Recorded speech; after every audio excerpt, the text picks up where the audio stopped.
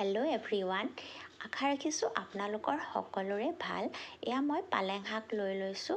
পালেং শাকখিনি ভালদৰে ধুই ল'ব। মই পালেং শাকৰ আজি 3বিধ ৰেচিপি আপোনালোকলৈ আগবঢ়াম। এয়া মই কুকাৰত পালেং শাকখিনি দি লৈছোঁ। ইয়াত বহুত বেছি পানী এড কৰিব নালাগে, কাৰণ পালেং শাকৰ পৰা পানী ওলায়। এতিয়া মই এটা চিটি মৰালৈকে পালেং শাকখিনি বইল কৰি ল'ম। এইফালে মই পেন এখন পাতি লৈছোঁ, তেল দি লৈছোঁ আৰু এয়া মই মাছত হালধি নিমখ সানি লৈছোঁ। এয়া মই দি দিছোঁ গৰম তেলত মাছৰ পৰা তেল ওলাই গেছটো যাতে লেতেৰা নহয়, সেইকাৰণে আপোনালোকে ঢাকনখন মাৰি ল'ব আৰু গেপ ৰাখি থ'ব, তাৰ ভাপটো যাবলৈ, তেতিয়া পানী জমা নহয়। আৰু এয়া হৈছে পালেং শাকখিনি বইল হৈ গ'ল। এতিয়া মই মিক্সিত পিচি ল'ম আৰু এইখিনি পানী যে দেখিছে, এই পানীখিনি আপোনালোকে পেলাই নিদিব। পনীৰত বা মাছৰ জোলত আমি ব্যৱহাৰ কৰিব পাৰি। এয়া মোৰ হৈ গ'ল, পালেং মই পিচি ল'লোঁ আৰু মই 3টা বাতিত মই ভাগ কৰি লৈছোঁ, কাৰণ 3টা ৰেচিপি আছে, সেইকাৰণে মই 3টা বাতিত ভাগ কৰি লৈছোঁ পালেংখিনি। আৰু এইটো হৈছে মাছৰ ৰেচিপি। তাৰ কাৰণে লাগিব পিঁয়াজ, এটা বিলাহী লৈছোঁ, 2টা জলকীয়া আৰু গৰম মছলা, আদা নহৰু পেষ্ট। এতিয়া মই মিঠাতেল পেনখনত ঢালি দিম। এচামুচ জোখাৰে মই দিছোঁ। এয়া তেলত মই পিঁয়াজ দি দিছোঁ। পিঁয়াজখিনি ৰঙচুৱা হোৱালৈকে আপোনালোকে ভাজি ল'ব। এতিয়া ইয়াত আদা নহৰুৰ পেষ্ট দি দিব। আদা নহৰুৰ পেষ্ট মই এচামুচ দিছোঁ। আদা নহৰুখিনিও ভালদৰে ভাজি ল'ব, তাৰ কেঁচা গোন্ধটো যোৱাকৈ। এয়া হালধি দিছোঁ। এতিয়া মই এই পালেং শাকখিনি ইয়াত দি দিছোঁ আৰু ভালদৰে এতিয়া মিক্স কৰি ল'ব। নিমখ দি দিছোঁ আন্দাজ অনুসৰি। আপোনালোকেও কম বেছি পৰিমাণে আপোনালোকে নিমখটো দি ল'ব। আৰু এয়া গৰম পানী কৰি ৰাখিছিলোঁ, গৰম পানী দিছোঁ মই। এতিয়া মই গেছটো বঢ়াই দিম, যাতে এইখিনি সোনকালে উতল আহে।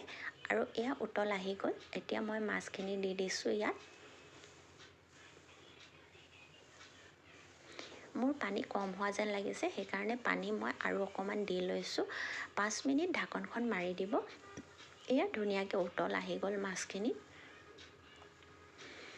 এতিয়া ইয়াত মই গৰম মছলা দি দিছোঁ।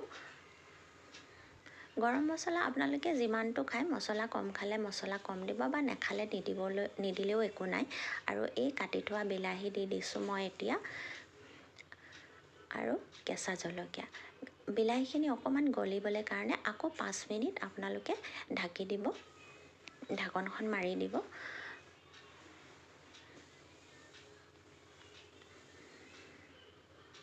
এয়া হৈ গ'ল মোৰ মাছৰ ৰেচিপিটো। এতিয়া এয়া লাগিব পনীৰৰ ৰেচিপি হয়। পিঁয়াজ এটা, বিলাহী এটা, গোটা জলকীয়া, হালধি, গৰম মছলা, আদা নহৰু পেষ্ট আৰু পনীৰ। পেনখন গৰম হৈ গৈছে। মই এই এচামুচ জোখাৰে মিঠাতেল দিছোঁ।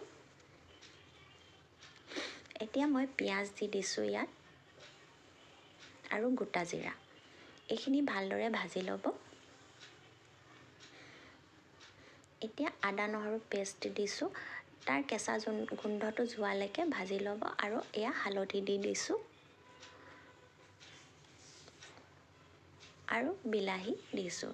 বিলাহীখিনি ভালদৰে গলিব লাগিব, সেইকাৰণে আমি অলপ সময় বিলাহীখিনি ভালদৰে গলাই ল'ব লাগিব। আৰু নিমখ দি দিছোঁ। এতিয়া মই ঢাকনখন মাৰি দিছোঁ, যাতে বিলাহীখিনি কাপত ভালদৰে গলি যায়।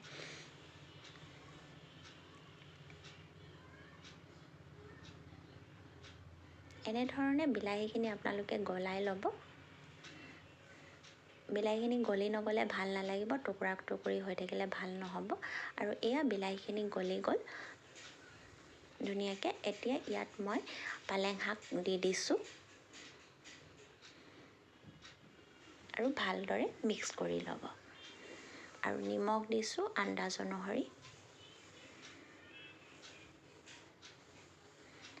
আকৌ 5 মিনিটৰ কাৰণে আপোনালোকে ঢাকনখন মাৰি দিব। ইয়াৰ সিজি গৈছে এইখিনি। এতিয়া আমি ইয়াত পালেং শাকৰ যিখিনি বইল কৰা পানীখিনি ইয়াত এড কৰি দিছোঁ। আপোনালোকে যিমানটো পৰিমাণৰ মানে যিমানটো গ্ৰেভি লাগে সিমানটো হিচাপত পানীটো দিব। আৰু এতিয়া মই উতল আহিবৰ কাৰণে গেছটো বঢ়াই দিছোঁ। এয়া উতল আহিলে এতিয়া মই পনীৰখিনি ইয়াত দি দিছোঁ।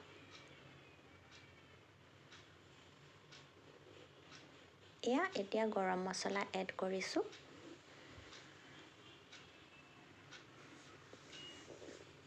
আৰু এয়া আমাৰ ৰেডি হৈ গ'ল পালেং পনীৰ।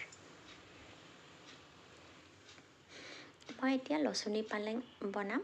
এই লচুনী পালেঙৰ কাৰণে লাগে শুকান জলকীয়া গোটাকৈ কাটি ল'ব, নহৰু, আৰু এয়া গৰু ঘিউ 2 চামুচ মই দিছোঁ পেনখনত। ইয়াত অকণমান গৰু ঘিউটো বেছি দিব লাগে, তেতিয়াহে ভাল লাগে। আৰু এইটো গৰু ঘিউতেই বনে, গৰু ঘিউৱেই ইউজ কৰিব আপোনালোকে। ইয়াত জলকীয়াখিনি দি ল'ব আৰু কাটি থোৱা নহৰুখিনি দি ল'ব। আৰু নহৰুখিনি একেবাৰে ৰঙা কৰি নাভাজিব, অকণমান ভাজি ল'ব। আৰু তাৰ যিটো ফ্লেভাৰ আহিব সেইটোৱে লচুনী পালেংটো বেছি টেষ্টি কৰি তোলে। আৰু সেইকাৰণে এতিয়া ইয়াত পালেংখিনি মই দি দিছোঁ, হালধি অকণমান দি দিছোঁ, আৰু ইয়াত নিমখ দিছোঁ আন্দাজ অনুসৰি। এয়া এতিয়া 5 মিনিট ঢাকি থওঁ। হৈ গ'ল আমাৰ লচুনী পালেং। এয়া মাছ আৰু পালেং, পনীৰ পালেং আৰু লচুনী পালেং। এয়া হৈ গ'ল ৰেডি। আপোনালোকৰ যদি এই ৰেচিপিকেইটা ভাল লাগিছে আপোনালোকে এনেদৰে ট্ৰাই কৰিব।